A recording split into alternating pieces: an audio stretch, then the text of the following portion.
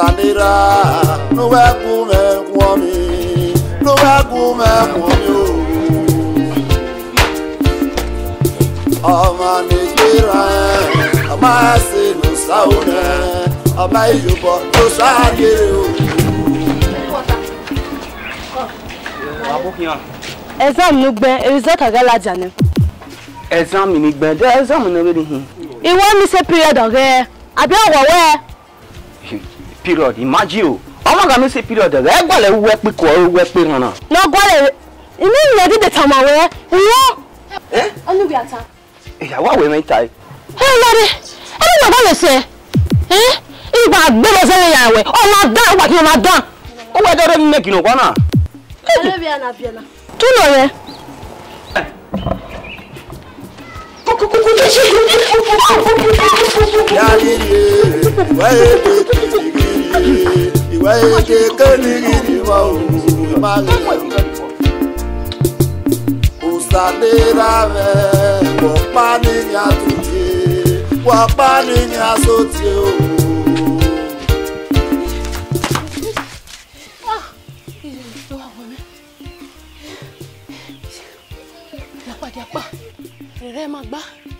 Me gani vese. Here we mi na, ni me dan lo mama. Uga mi o du man o bedi. Ntana. Ije. Awo ni me nyawo. Me 15 na ya dali me negi. De biare mi kere. Tuda ne ya mu na na fo ayewe ko. Misi. Ise ti gogo. Ami esa ki dan lo mama na imo ye gbere. Amase no saune, amayubo no sagero. Yagiri, iwaete keligiri, iwaete keligiri wao, imagine. Usanira ve, wapani nyatuti, wapani nyasoti o. Wapano. Oh, sorry. She couldn't make it. Uwe. We lost her. My mother. Okay. Sorry.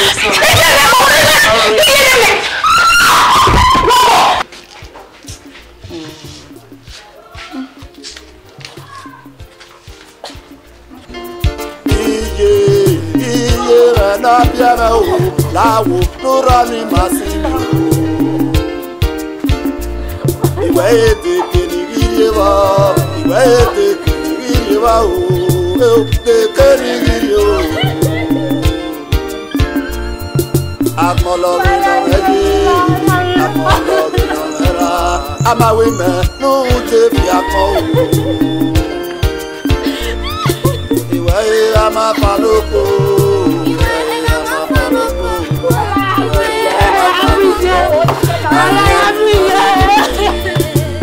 Oda fe mo le, ari e kuna na mi o, ari o te ile no ya ti e o. Wala ila e de ka. Wala sale ogo. Wala bi e. Wala bi e.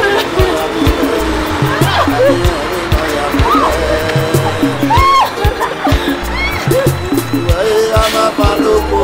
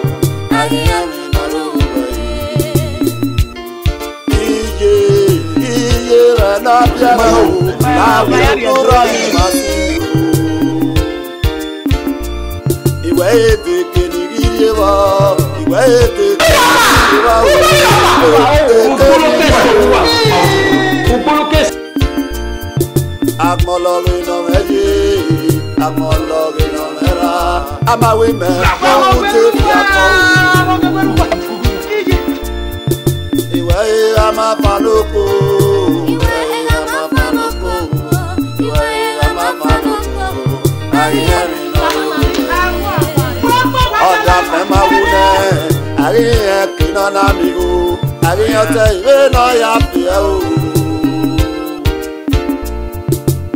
wada me ma wuna o ariyote kina na mi re dogo na hin o ri ma ti a tun nya wunya wa le wa no na nwa le prophetess o ta se le ni owo wa mama no ya degu mama gbima owo to ofun awuyi ma o iya wa le wa no na ni o ku program yi ona iwa una wa ma awa kakabo wa po me enje meke enje rafe kere John the Baptist ruda yoko ni ara ajere gbima ne kere John the Baptist ya gbe oya John the Baptist wa to immediately to yen to ne na se ni ke aye wa to pe wa o ba mu to wo na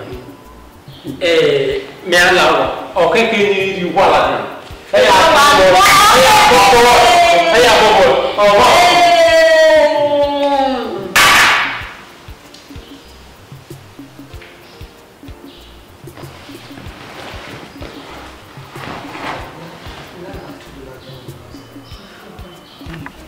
Iwe àwọn eri ni mi ni le gbe si gbe o to bo a ti do se gbe ma ka bi sa mo ro mi no every day wa mi we wa ye do yin gbo ma si o ro no iwo o no ime ku we go o sa bo era lo pe o sa bo o la re no dake ubi atulo la da mununa ime mana tamu wegu we me aman o keke no wegu we onya mo ni me mu be ko na sikoto gbewe àwọn we te dan we gbuwe iye yo wo ri en na be so le lo mo ju won me we amani me we ra ku e o de ra ku ni ma ke ime o egbe na owo kiri me o be do ayo mi me ose ikatama wenu we ga te mo wo hinra iyo wo hinra owo kun we e mehin adana me ime na be bienu we era ma do ga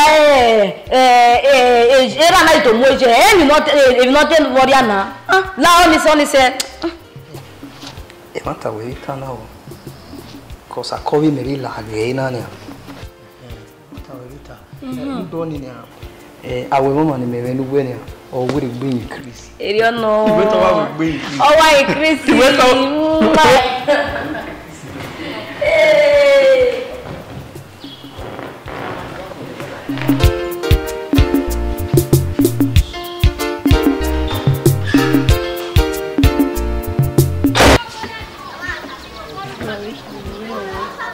iya boy de na bole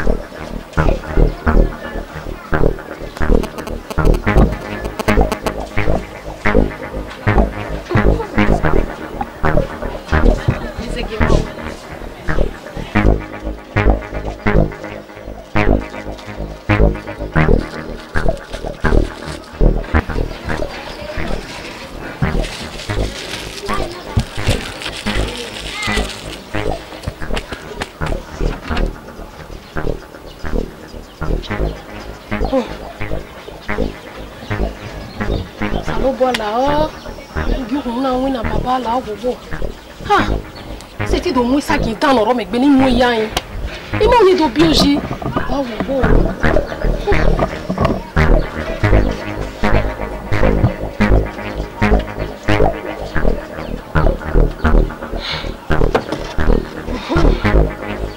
aje we ga iwon ya ro fe for 30 minutes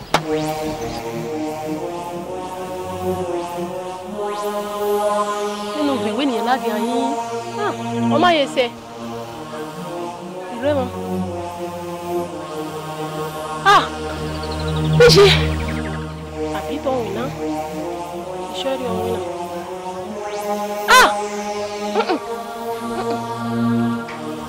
Ije.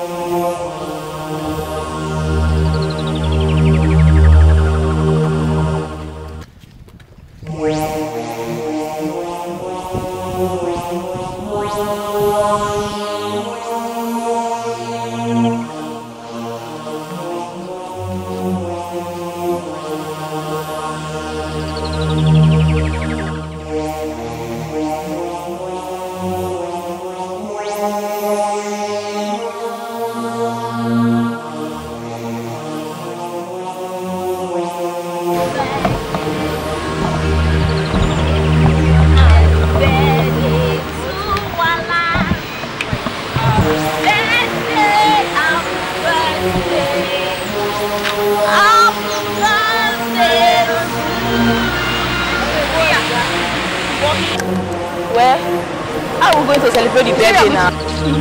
Your man, okay, guys, we are going to that Barbie. Why not? What are you waiting for now? Forget about exam, forget about exam. This was let's go there. See, I'm famished from what is that bag? What is this like? Hey, what's about champagne? Give me. But if I call Ija, give me first. You better give me. Is it not on the neck? With onion bring it to me. With onion is it not wait, another coke here. Underneath a coke. I just tired. This is girl. I'm coming, let me do one. Alright.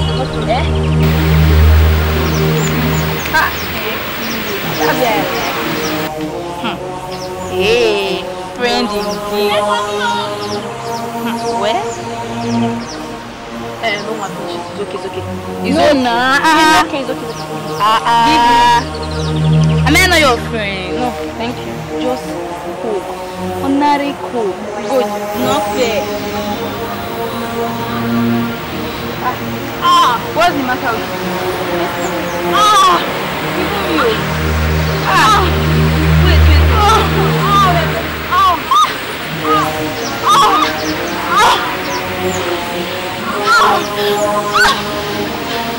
Mommy.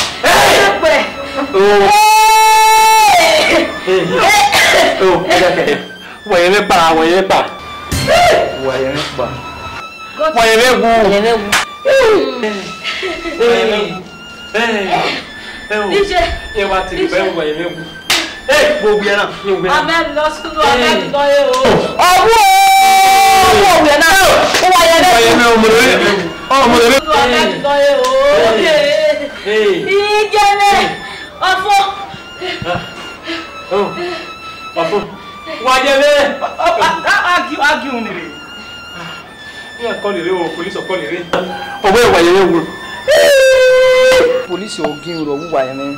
Police oko. Wa gele o. Wa gele. Wa yele pa. Obi ye lo ko gba ile ni agun kana. Le da ke no be o lo be. E de o keke ni mi o so na ati. Oh my god. Na ge do yi se me o papa mi to yi. Ah, mi to yi. Wa mi to yi na fi ya mi. Na jake. Ah, mi to yi. Na jake. Ah, wa mi o te no fi wa. Ah, mi to. Ọ̀nà àkọ́kọ́ kẹta o. Gbogbo ayé mẹ́wu. Lẹ́rìn. Papa mi to yi, ah, mi to yi. Lẹ́rìn ẹ̀ òbí ẹ̀gbẹ́. Wọ́n lọ wá sùn náà. Nyegwese ivie, abi ngere mefo. Owo ye mu ne, na na we. No for you $1 ni me na le bie, ora ivie ba, owa mi kuku. Na mu ya ba yele ba yo sorry. No mo se na wa yele. Omo na university. Abi ngere mefo. Yije, omo na ku wa yele. Omo na ku wa yele. Wow.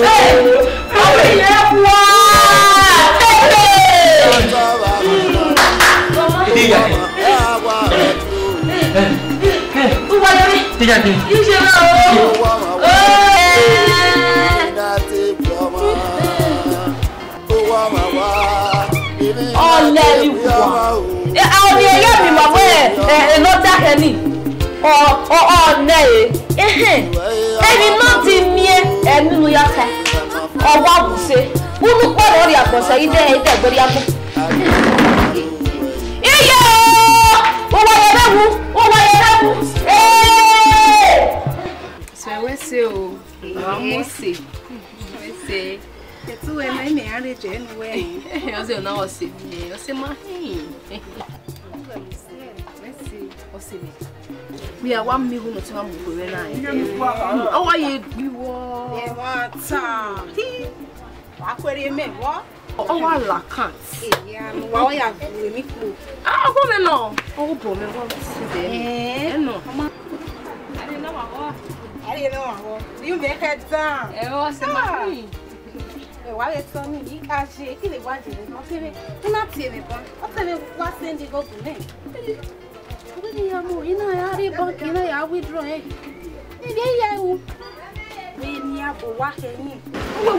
When I may wire this to him. I went to wait, so me are setting the same, I setting winner. West Boss, Mahina.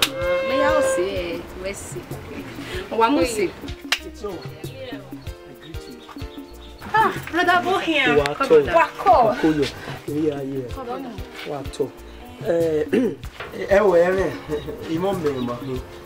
Understand.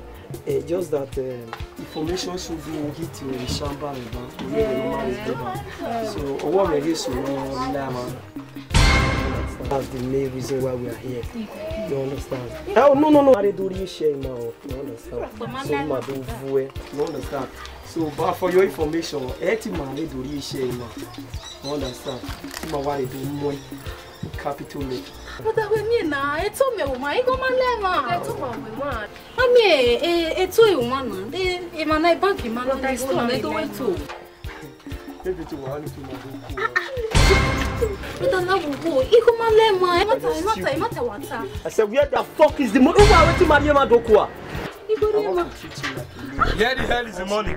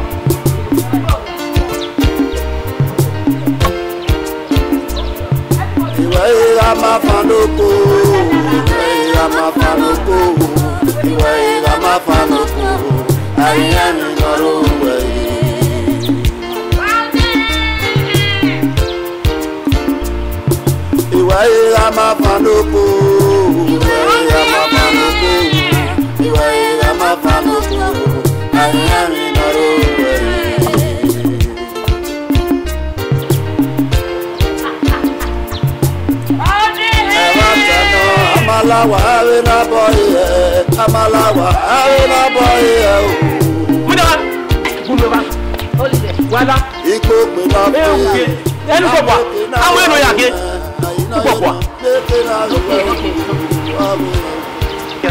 Yes. Here we round station. Go and show me the woman who is involved in child trafficking. Go by. Oh yeah. Go all up. Go back. Go back. Let's move. Pourquoi? Viens qui viens. Oh il fait rien que. On a vu ça. Italia modèle. Oh, Chief Odogbo, Igor Rere of the universe. Èmi ayé na la eno yawe ya tiwe. Oyime ori custody wa. I retire. Mama, fo egbe. To fo egbe. Oh. Oyin ya retire yin na. We na be ko mi na e ba ni no da keke wa je a. Umeti Yakubu. Yakubu. We ya ji. O mama, what you ni, what you ni.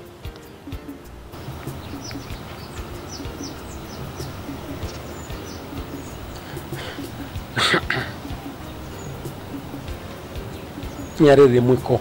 Yeah, you. Hello. My fear. Chief of the boy got around the universe. Riano. My picking day for una custody. I want me to release him for me. I will give you money there. Enough money there. Abuja. We go fit Joanna. I mean, no Jawa. Mama. What working na? We mu area Abuja we din yewu. Won get prophetess ti asevere no bu yan seti wu na yo. Me na we na wa mo adiowa. Wa be woni e. E mota no, we bo ya hu. Oku wa fo wa. Ogoje. We wa te prophetess ni. We wa adiowa. Ati adiowa. We wa mo adiowa. O ma be de. La ge ati.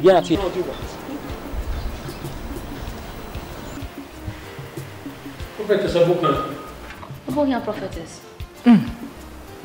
Wa po wa. Ọ̀pẹ́ni ke kan wa. Izekewe. O jamais to bo me atina. Ruta ejemeke game won ki wa. Ejemeke to bo ni. Ono na ejemeke na wa gi won ade na. Le mi wa gbegbe la ta madam.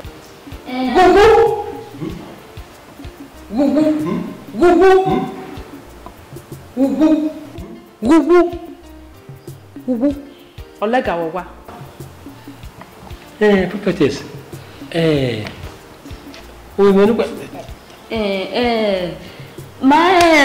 mi no diake. O la pa wa mo orega. O la pa mo e. O mo e la owo. Ibege yane. O jamais to bo me atina, o ge keke.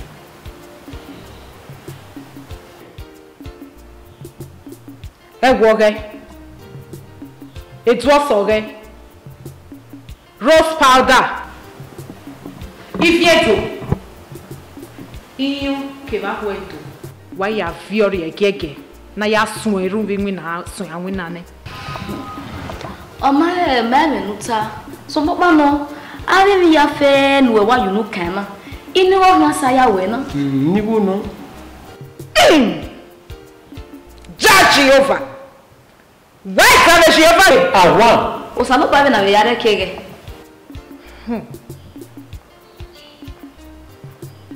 O marudawe, wa yare 200,000.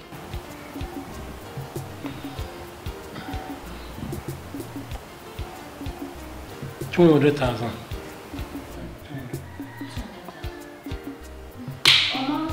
When ma.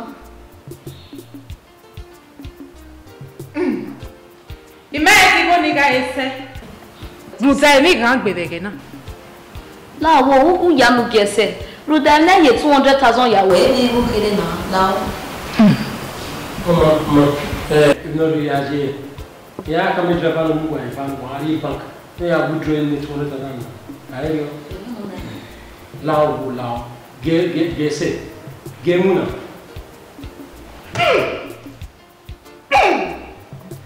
Chihuahua! Ya. What's up?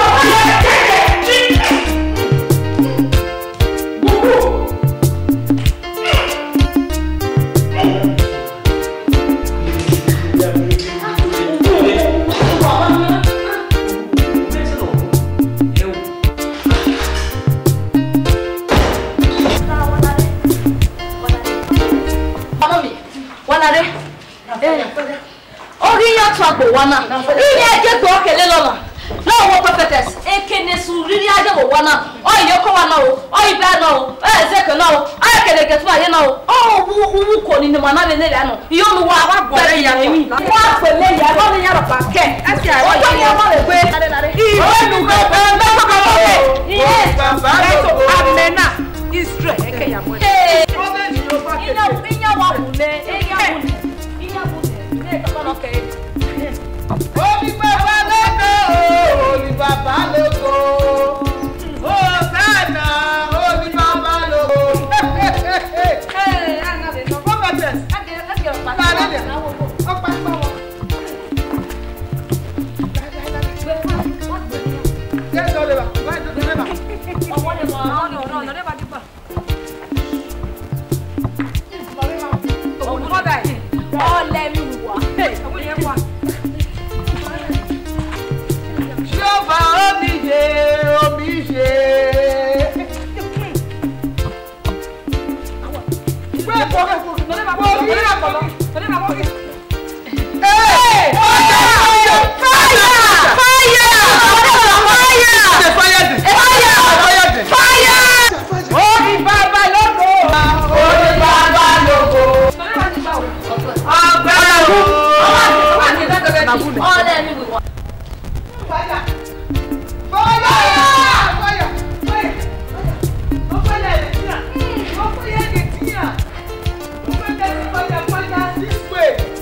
Fire this way.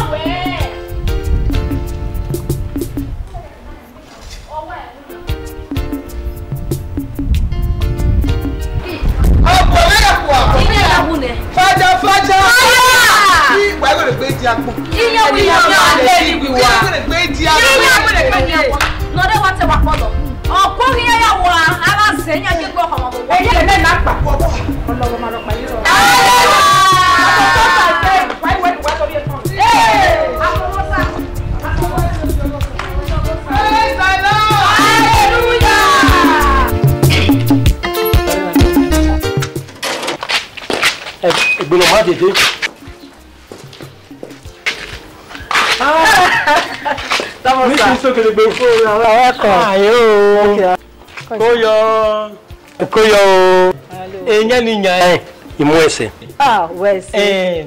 Igo iri we bedero. Obie oriere. Iri go na we be yawo. Na go malagwe. Go tan. Gunu obe. No kiamu. Ayo. Utai. Ayo. Hello babu. Awowa.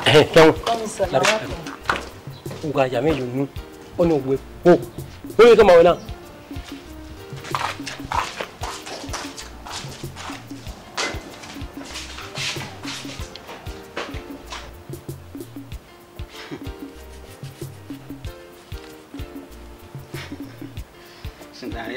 Cinderella mẹ quan hỏng mẹ mẹ Cinderella mẹ điêu khổ với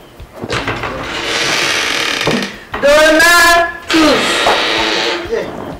Oye. Oye, sí, oye, sí, oye, sí. Y yo sé de Lena Rene. Yes. Ya tiene na. Ya tiene ni me ve. Ni me ve se ye. Ije. Cinderella va de mana. Me ve se ni me queda vos. Es que no me mi museo. Venga, dale. Ije le. Vamos a ver.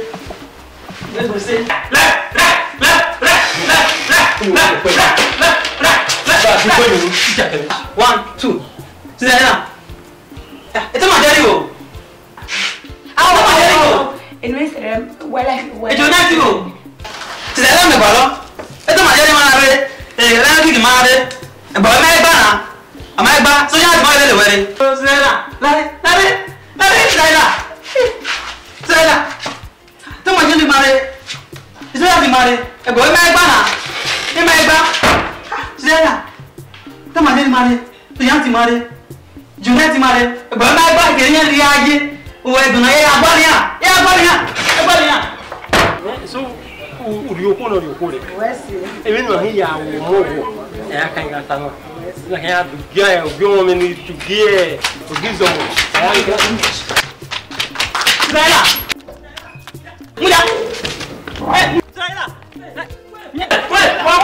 What do you want? Why do you like you? Oh, I get a kusu. One more. What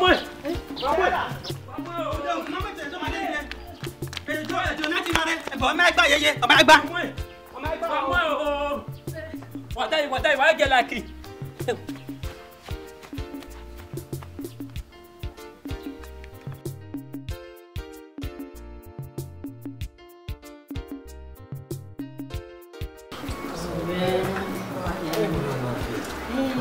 Corona no ime, ya kanipa we again na. O me ko me wala. Boku yan ki take gbekere o. Ṣùgbọ́n èmi ya ni wonu fi ore ogba. O me gi no, o tun gi no. O be ni ya mi o ya te ya ma we. Ṣùgbọ́n o mi wa ge na. O Messi, ọmọ iwa yo bo mi wa pe hun. Bi nu we je ni mi, eri iwa we. Okay. Go on, man. All right. Yeah, you don't buy me by the. Okay, you come away now. Away. What is your name? What is your name? I'll go back to you. Okay, Wella. Okay, Wella. All right. Okay. Call me now.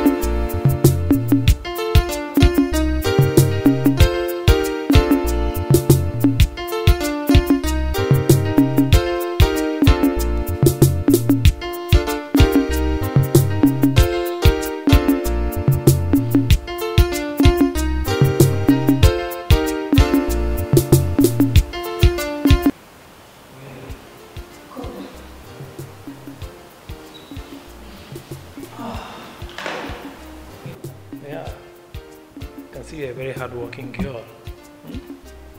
I noticed you'll be keeping this whole place so clean. That's good. Tota.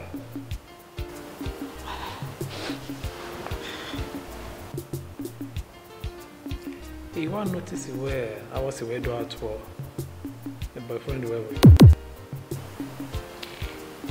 But are you my boyfriend? Oh, sorry. Or that for where were we? But I'm my mother. Seriously? Oh, you're a big girl now, you're a very pretty girl, you're that. Or to be Hanoa? How about that? Okay, I understand. Go. Wait. Eh? But okay, I know. But where we were, Mom? I think I like you so much. Where's the Buddha?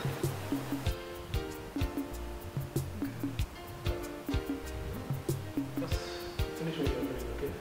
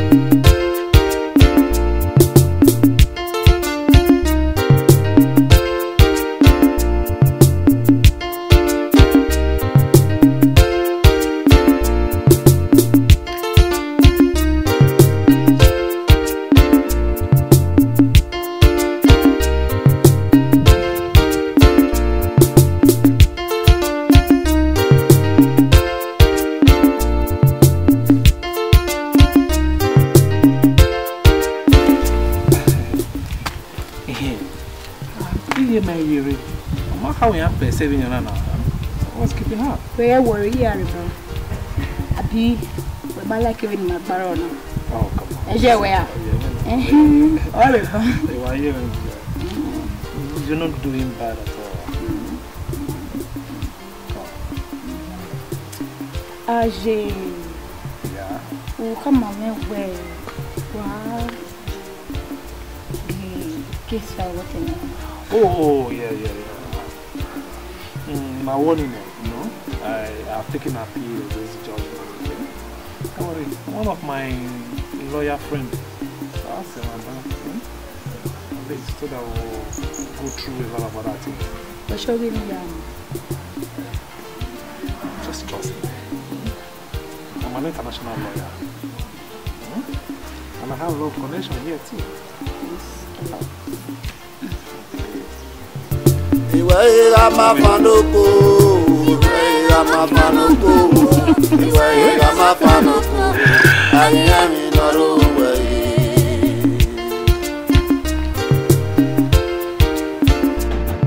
Iwe mafanoko, iwe mafanoko, iwe mafanoko, anyami noruwe.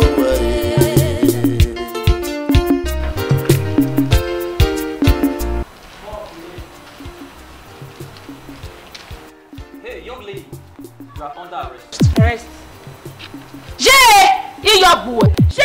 Young lady, get her. Oh, yeah, Lele, who's that? You don't know what the police will make. Jay! Come on, Jay. I shall want your door. I am go. In my house? I shall walk. What for? Yes, madam. Your daughter's attention is needed in the police station. For what? When you get it, you understand. Hello, Mom. What's going on here? Make a look at over now. The man away while on your arrest. I am on arrested. When she get there, you will understand. Who are you? I'm a policeman. Can I see your ID card?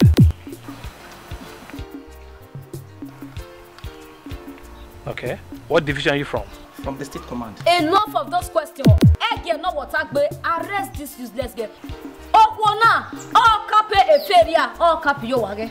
For that reason, this useless girl is under arrest. You will look good on my money. Who is this girl? What are you talking about? Mom, what's going on? Oh, when my woman my Mrs. Otogbo Igorere, a graduate with honors of Okanoma Mana, she is under arrest. No. Hey, madam, please. Can you move it? Move it. Can I see your warrant of arrest, please? Please, sir, be very careful with any word you say now because it will be used against you in the court of law. Madam, please move it.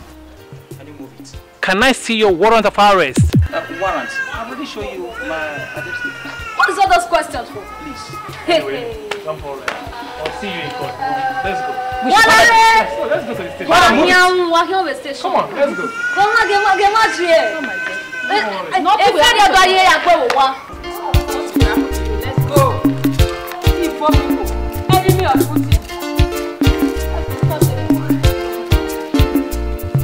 Iwe mafanoko, iwe mafanoko, iwe mafanoko, anyami noruwe.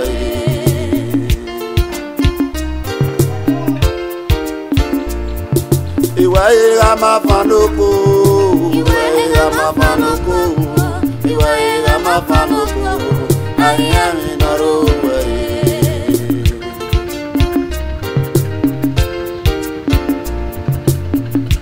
Evatano amalawa avena boye, amalawa avena boye. Iko pela.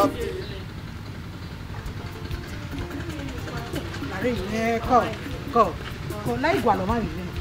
Igualo ma yo duwa. O ma tan gbe, o ma re te gbe, oye won. Okay, jo duwa. No re Canada. No re Canada. Ko la wo gwiyan se won gwiyan. Wa wa le won mi o na gbera gjan. Wa wa mi wa pa no wa wa ni wa fence wa ni.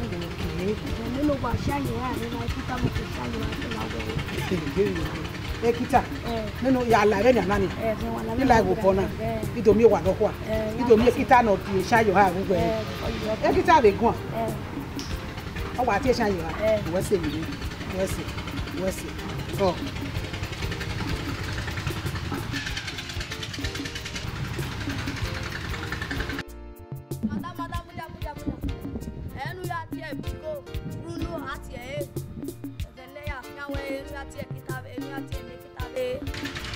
Where's it? Go, where's it? Nurse. Yes, you're welcome. Go, where's it? La, ini go gino nani here.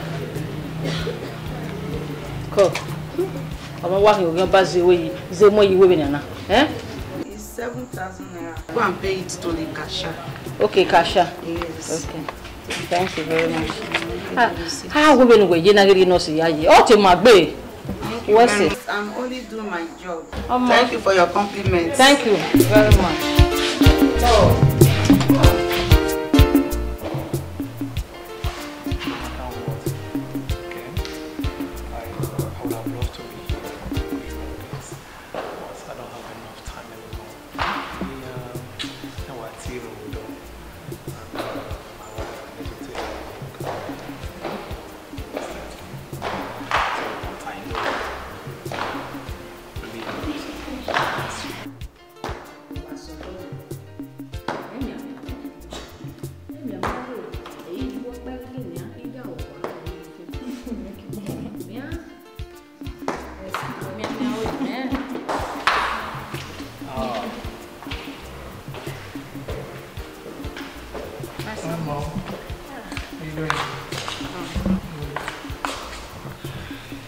Hello, and honey. How have you been? I'm good.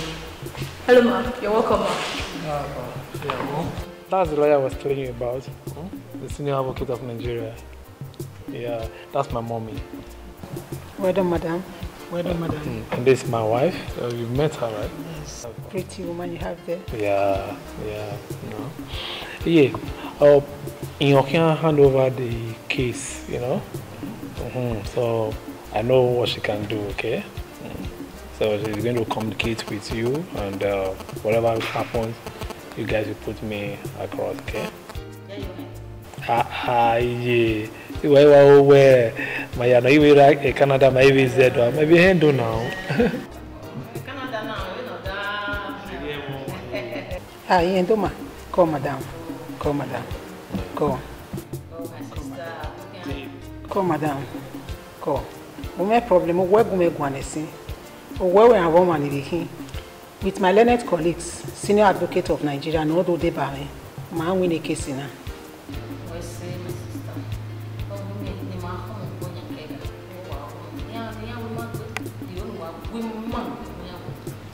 When?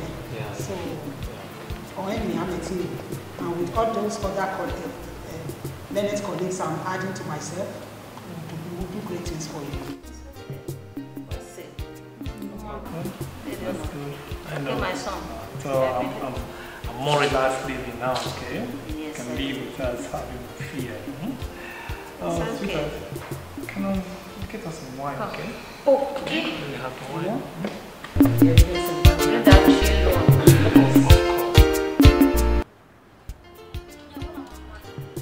Lare, what what's your way?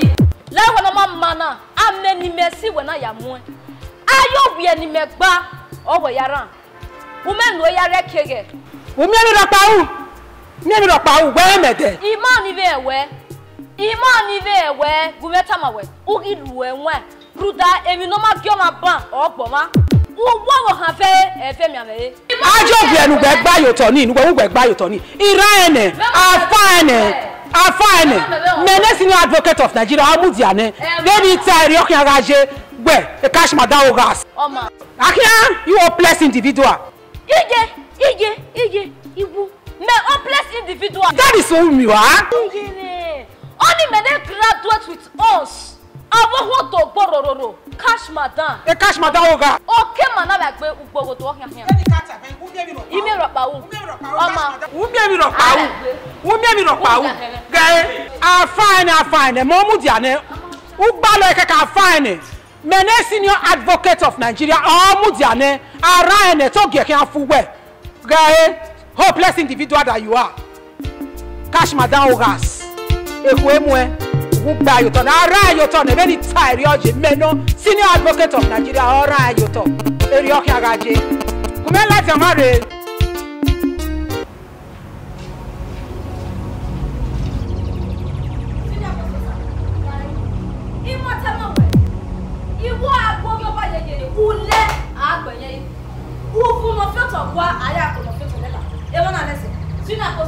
Hello, madam. Koyo. Me wa mo ina na bo ade. Wawo. Wow. Me wa da lenge. Walking. Ada lenge. Many father of all nation. Nation no ni ko yi. Ago si pada be yi. Ya be nu ko se na nation father of all nation. Yi. Wa ye go. Ale wo da, no ko ya ko nu ko se na ko se kre. Etu we ba ne na. Oni me. Eri ye mo tuwa. Eri o waje. Ah, terminal le we ro ko bi na ti na dere o we no so na. Ya wa ti bitere. What ti wo le ko lo. Yo ye no ka se. Etu we ba ne na. O me ro pa ku kia. Me no ki wu. Me no ki wu. Aka oda. Me no ki wu. Wa mi ewu. Owo kan me no ya ka ye ke ku ku ki wu. Abawo a. Oni we. Na ke ye be so ni. Ya ti with we. Wa mi ewu. Correct. Well. Eto meu.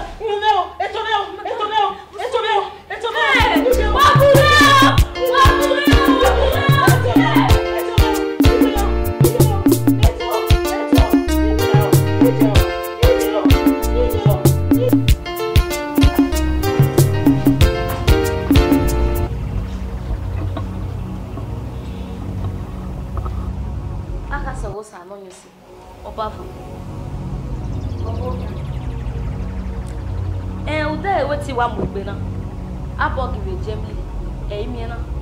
Ana woni bubu ade e ba mi no magba konkan. Why here na?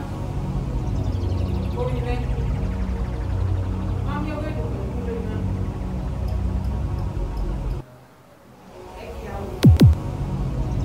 Ruza.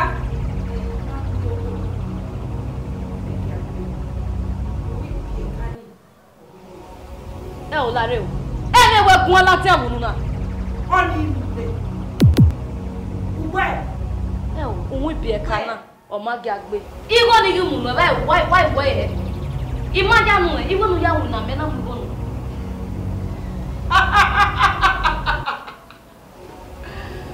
Oboka. We me gi ko ga la wo sa lo wa ni. Ayiri e we le gbe. Iwo ga la karo sani e ga de gbe. Iga tamo we era se ori gbe he. Ya tamo ukime ore ya ni. Iwo ni wa le la de.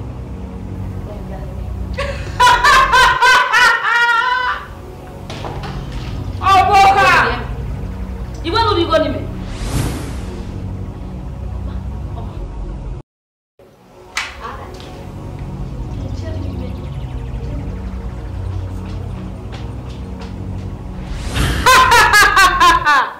Et j'ennemie. Pourquoi tu plein de nuit? Pourquoi?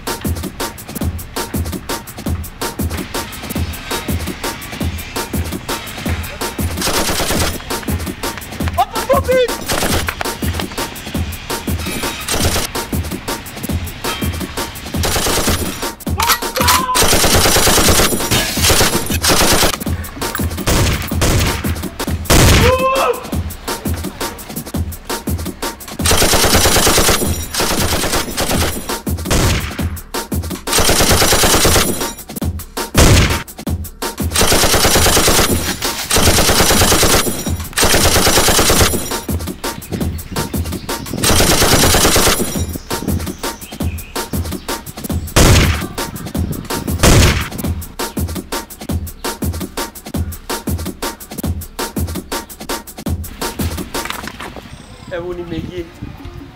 Ah, what the you are. You gonna do wow.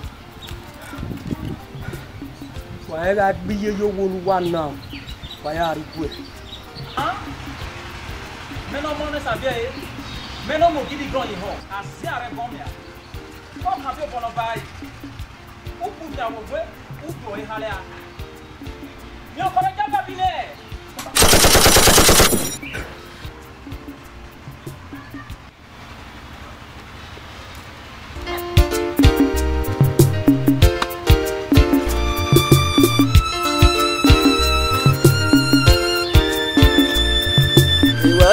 Mafanoko, Mafanoko, Mafanoko, I am in Norway.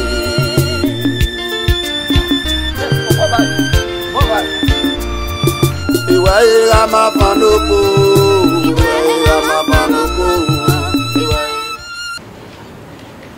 Hello? Hello, Peter. Where am I? Lao. Vini wagu wegwana. Wagu me puke flat when on the above gemly lao. There is fire on the mountain when you wegwana lao wo. By weekend, you only wale gemly na. Fia my amigo.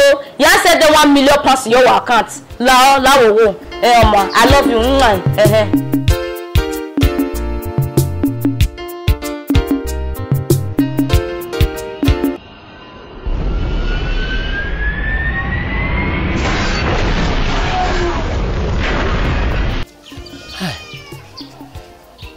Iri agbonji. Ah. Omo yime na wa mo wa kin. Me na ke ni mo wa. Won no ka me. Ne gi me. Ewo. Mitanewo. Mitanewo. O wi me. Amo ehu. Ya mo ye kotu. Ama e pa yon ni ri. O ya mo wa kin. Mo na mo wa kin. Ikete fo agbon. Yi? Agbon me ye na. É mogije. Merinia.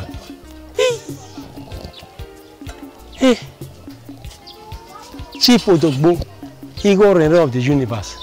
Chief Odogbo, Igor Renner of the universe. Me wana hina. Agwa. Kode. Ya agwa le morivo. Kode. Me kamiti wa mewe. Me no kame. Ze kwanowa. Ime ibi mewe. Me you work and can do it. You go me have a winning go banky. Yeah, we go your one. You make it to come me. Or we cash madam. Eh?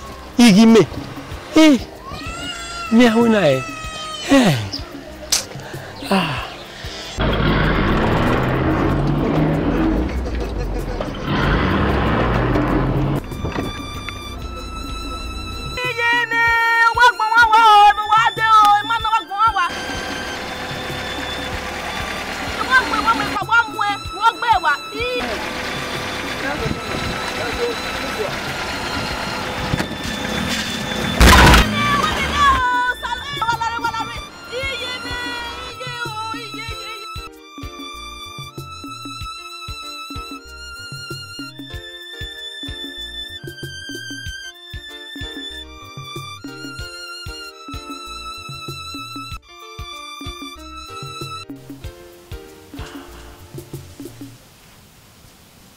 Imagina aí.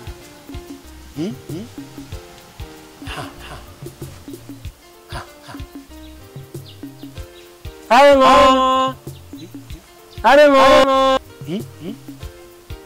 Imagina. Potele o. Jayiwa. Odogbo. Kime. Ebo weja. Wa wuli. Okay, wa gbon. Oibi. De wu ye were gbe díẹ̀. Ade kini ma ṣe. Emi meje na. Odogbo. Temo. Ìsànú never gbon. Ó mú ìgbìnú aya àwọn yìí. Ìsànsán.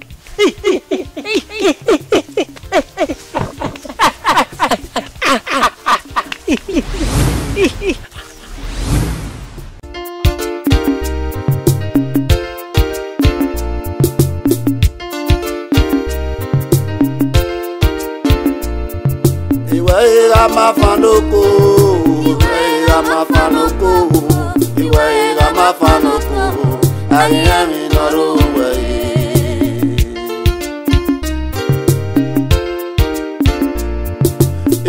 Ramafanoko, Ramafanoko, Ramafanoko, I am in a way.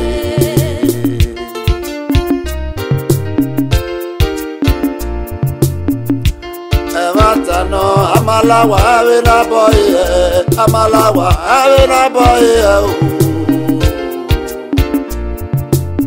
Iko me love, no sabi ke na wa woman. Na ina yo no, make na we wa wo. Em yo man love, no go sa ma USA. Uma, na ya mi wo.